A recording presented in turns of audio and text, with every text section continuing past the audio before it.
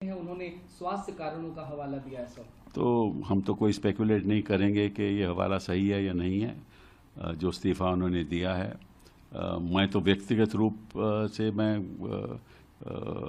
खुश नहीं हूँ कि मैं जब पार्लियामेंट जाऊँगा तो उनको नहीं देखूँगा, क्योंकि मेरे उनके साथ संबंध बड़े वर्षों से हैं और बड़े अच्छे संबंध रहे, पारिवारिक संबंध रहे।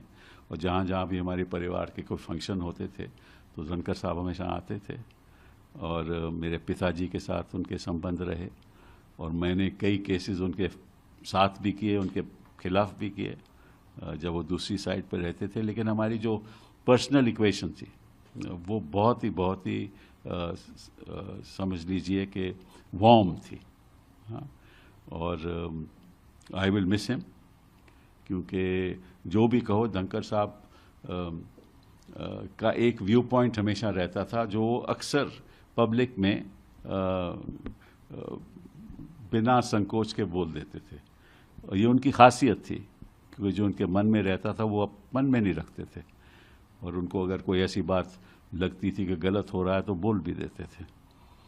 और हमेशा हाउस में बैठकर कहते थे कि विपक्ष को और सत्ता पक्ष को एक मत से आगे बढ़ना चाहिए, क्योंकि सवाल देश का होता है। वो बात भी सही है, लेकिन हर एक का नज़रिया अलग अलग होता है, तो कई बार हाउस भी नहीं चलता था।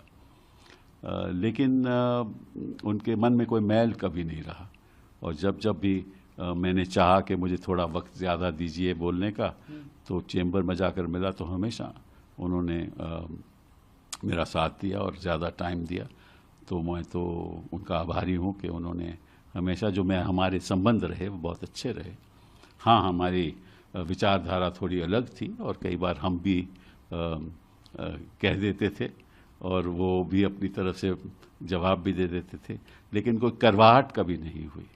और मुझे दुख है कि अगली बार जब मैं जाऊंगा राज्यसभा तो वहाँ उस चेयर पे नहीं होंगे।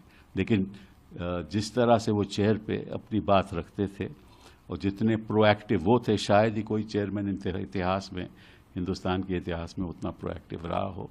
ये उनकी खासियत भी थी और उसकी वजह से करवाहट भी कभी कभार होती थी, लेकिन कभी मन में उनके ये नहीं रहता था कि मैं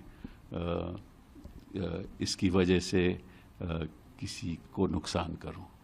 इंडीड सर, हम भी ये बात मानते हैं। एक अंतिम सवाल से तमाम लोग इंतजार कर रहे हैं। तमाम जो रिपोर्ट्स स्पेकुलेशन की अब दौड़ रही हैं मीडिया में, कहा जा रहा है कि गवर्नमेंट और चेयर के बीच में रिफ्ट था। आप तो एक कलीग के तौर पर और आप सदन में भी साथ रहे हैं, प्रोफेशन की भी अगर बात करें तो उनके खिलाफ में भी उनके साथ में भी तमाम केसेस में हमने आपको देखा है उनके साथ। कैसे देखते हैं, क्या रीजंस हो सकते हैं सर? नहीं, इसके बारे में तो मैं कुछ कहना नहीं चाहता। उन्होंने कहा है कि स्वास्थ्य की वजह से वो इस्तीफ़ा दे रहे हैं और इस बात को हमें ज़्यादा बढ़ा चढ़ा के बोलना नहीं चाहिए। और मैं समझता हूँ कि इस स्पेकुलेशन से कुछ हमें मिलेगा नहीं। अचानक से दे रहा स्वास्थ्य के कारणों, देखिए जो बहरहाल मीडिया में जो आ रहा है कि स्वास्थ्य कारणों से इस्तीफा दिया, तो ईश्वर उनको दीर्घायु करे, ठीक स्वस्थ करे। लेकिन सारा दिन तो हाउस में थे वो, तो स्वास्थ्य कैसे एकदम अचानक क्या कारण हुए, घंटे के अंदर के इस्तीफा ही देना पड़ गया। हम तो उनके लिए उम्मीद करते हैं कि दुआ करते हैं कि अल्लाह उनको लंबी उम्र दे और सेहत दे। कोई राजनीतिक चाल भी देखते हैं इसके पीछे आप? बस समझ में नहीं आया। मैं कह रहा हूँ ना कि सारा दिन आप ठीक बैठे हुए काम कर रहे हैं, आप पूरा दिन हाउस में हो और आपने जाके आके मेरी तबीयत खराब है और मैं इस्तीफा दे रहा हूँ, तो ये समझ से बाहर है। विपक्ष तो कोई मुद्दा नहीं है और जो मुद्दा उठाया है उसमें कोई दम नहीं है।